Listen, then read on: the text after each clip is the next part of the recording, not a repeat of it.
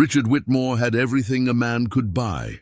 Private jets, estates scattered across continents, and a bank account deep enough to drown in. Yet there was one thing all his billions couldn't fix: his own son. 17-year-old Evan mocked him at parties, skipped school whenever he pleased, and treated his father like a stranger passing in the street. Therapists came and went, gifts piled up in unopened boxes. And always, behind Richard's back, the same cutting murmur followed.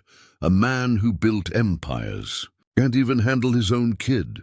The breaking point came one quiet evening, when Margaret, the elderly maid with skin like polished ebony and eyes that saw everything, found Richard sitting alone in the darkened hall. His shoulders shook in silence after yet another failed attempt at connection. She hesitated, then spoke words no one else dared, a truth that would turn everything upside down.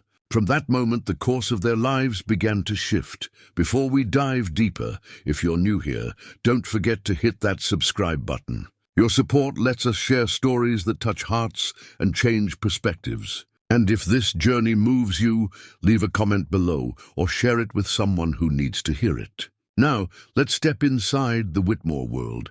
The estate sprawled across the hillside, a fortress of glass and stone gleaming under the setting sun.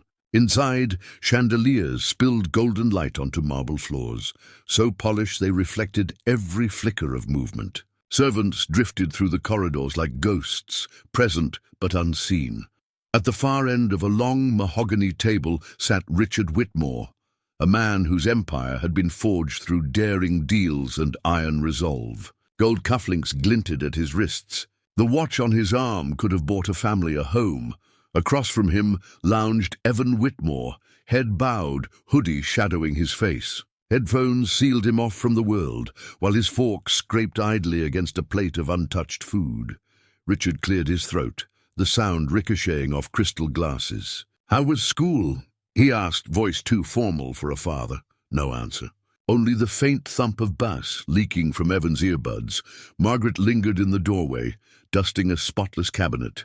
Her gaze shifted between them, reading the empty space that stretched wider than any canyon. Richard tried again, forcing lightness into his tone. "I had the new gaming console delivered to your room. Thought you'd like it." Evan slid one earbud out, eyes gleaming with quiet defiance. "Don't want it," he said flatly. "Won't use it." Then the earbud was back, and the wall returned higher than ever. Down the hall, two staff members whispered as they passed. "Kid's spoiled," one muttered. "Or maybe he's just lonely," the other replied softly. Richard heard them, their words biting deep, but his jaw stayed tight. He kept his gaze fixed on the boy who sat across from him, chewing, as if daring his father to try again. For all his fortune, Richard had never felt so bankrupt. Powerful men didn't hear no. Not in the boardroom, not in the courtroom. Richard Whitmore had always found a way to win. Surely there was a solution here too. Money always bought results. So he summoned tutors, counselors, even a renowned child psychologist flown in from Switzerland.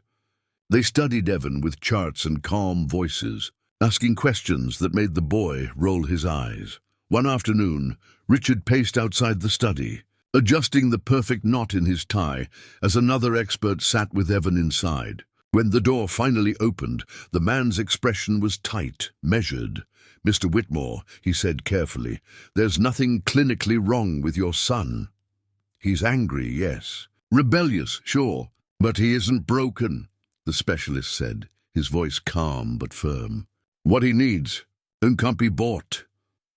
Richard dismissed the man with a flick of his hand, yet the words clinked in his chest like loose change, refusing to settle. He doubled down instead. New sneakers, sleek custom suits, a car that gleamed like a fallen star. Richard laid them at Evan's feet, gifts offered to a god who never answered. Evan accepted them all with a shrug, never once meeting his father's gaze. The car sat in the driveway for weeks, its hood gathering a thin coat of dust beneath the sun, and then the disrespect began to spill beyond their home. At a charity dinner, Richard beamed with pride as he introduced his son to a cluster of high-powered friends. Evan glanced at them, smirked and muttered, all fake smiles and shallow wallets, before sauntering off toward the dessert table. Laughter rippled from the far corner of the room. Sharp, unkind. Two investors leaned in close. "Can't even control his own kid," one whispered. "Guess money doesn't buy everything. School wasn't any kinder." Teachers phoned with reports of skipped classes, hallway scuffles, insults thrown like darts. One note described Evan standing on a cafeteria table, mocking his classmates, until someone shoved him to the ground. Richard kept signing checks, each dollar an attempt to stitch a wound that only widened. But late at night, alone in his office, he would loosen his tie, staring at a photo of himself cradling baby Evan. Back then, his tiny fingers had clung to Richard's hand with absolute trust. Now, 17 years later, the boy couldn't even meet his father's eyes. From the kitchen doorway, Margaret watched it all. She polished silver until it gleamed, her gaze steady, following the slow unraveling of a family rich in name but hollow in spirit. By spring, Richard had run out of tricks, each morning blurred into the next. Chauffeurs waiting by polished gates, staff moving with clockwork precision, and Evan slipping through the scene like a restless ghost in a hooded sweatshirt. So Richard crafted one final plan, a father-son retreat. No screens, no staff, no excuses. Just the two of them at the family's mountain estate. A sanctuary where pine trees swallowed the cell signal whole. The lodge stood like a postcard, rugged log beams, a massive stone fireplace, glass windows framing miles of untouched wilderness. Richard imagined nights by the fire, conversations that might heal the rift, but Evan lasted less than an hour. He stomped upstairs, grumbling about forced bonding, and flung himself onto the bed. When Richard tried to sit beside him, Evan shoved earbuds in and cranked the music until the floor trembled with bass. By morning, the boy was gone, hoodie up, hands stuffed in his pockets, a lone figure vanishing down the trail. Richard followed and found him at the lake, skipping stones into the glassy water, not once looking up. That evening, as firelight flickered against the cabin walls, Richard sank into a leather armchair. The flames whispered and cracked, but his voice was barely a breath. "Maybe he just doesn't love me." The words burned like ash on his tongue. In the doorway, Margaret paused, a folded blanket resting in her hands. Her eyes were soft but steady as stone. "Sir," Margaret began, her voice steady but heavy with years of watching families rise and crumble. "You keep giving that boy everything, except the one thing he's been starving for." Richard blinked, startled. A frown creased his face. "What's that supposed to mean?" She stepped farther into the room, laying the folded blanket on the arm of his chair as if setting down a truth too fragile to drop. "All those gifts you shower on him?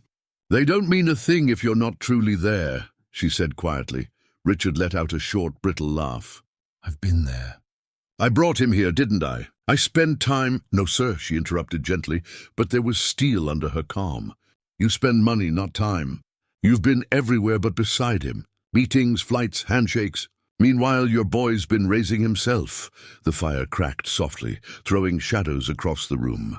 Richard looked away, his throat tightening. No one, not a partner, not a rival, had ever dared speak to him like that. And yet Margaret stood firm. Her cardigan sleeves tugged neat at her wrists, her eyes patient but unyielding. For the first time, the truth weighed heavier than any contract he'd signed. The drive home from the mountains passed in silence. Richard gripped the wheel with one hand, the other resting uselessly on the console, while Evans stared out at the blur of trees, earbuds sealing him off. Back at the estate, Richard paced his office. Margaret's words clinging to him like smoke. "You've been everywhere but beside him." They threaded through every polished surface, every photo of happier days. That night, instead of leaving another gift bag outside Evan's door, Richard paused, heart pounding. He knocked softly, then stepped inside empty-handed. Evan sat at his desk, sketching dark lines across a sheet of paper. He stiffened, his eyes wary, bracing for another hollow bribe. But Richard only crossed the room and eased himself into the chair opposite. "Hey," he said, voice low, awkward, almost boyish. "What are you working on?" Evan narrowed his eyes. Why? No reason, Richard murmured. Just wanted to see. The room settled into a careful silence. Evan turned back to his sketch, pencil whispering over the page. Richard stayed. He didn't talk, didn't check his phone. He simply sat, letting the quiet stretch. For the first time, he saw details he'd never noticed. The way Evan's foot tapped softly when he focused. The curl of hair at the base of his neck. The same as when he was 5. Hours later, Evan spoke without looking up. You weren't there. Not when Mom left. Not when I needed you. Richard's chest tightened. His old reflex, to defend, to list meetings and deals, rose, but he pushed it down. Margaret's voice echoed in his mind. Listen, not to answer, not to argue. Just listen, so he did. He nodded, swallowing hard, saying nothing. Evan's hand trembled as he shaded a corner of the drawing. I hated those gifts, he muttered. They just reminded me you didn't care enough to sit here. Tears burned behind Richard's eyes, ones he hadn't let fall in decades. The next evening he tried again. He invited Evan to a chess match. The boy rolled his eyes, but sat across the board anyway. By the third game, laughter flickered in the space between them, soft but real. As Evan teased Richard's clumsy moves, that Saturday morning, Richard attempted pancakes in the kitchen and burned half the batch. The smoke alarm shrieked, and Richard fumbled with the skillet, flipping another charred pancake onto the counter. Evan burst out laughing, doubled over as Margaret swept in with a dish towel, waving smoke toward the window and shaking her head. It wasn't perfect. It wasn't instant, but something unseen had shifted between father and son. For the first time in years, they weren't strangers haunting the same house. From the hallway, Margaret watched, a faint smile tugging at her lips. She had given Richard the key, and at last he was turning the lock. Weeks melted into months. The Whitmore estate no longer felt like a cold museum. Warm laughter drifted through halls, where silence once clung like dust.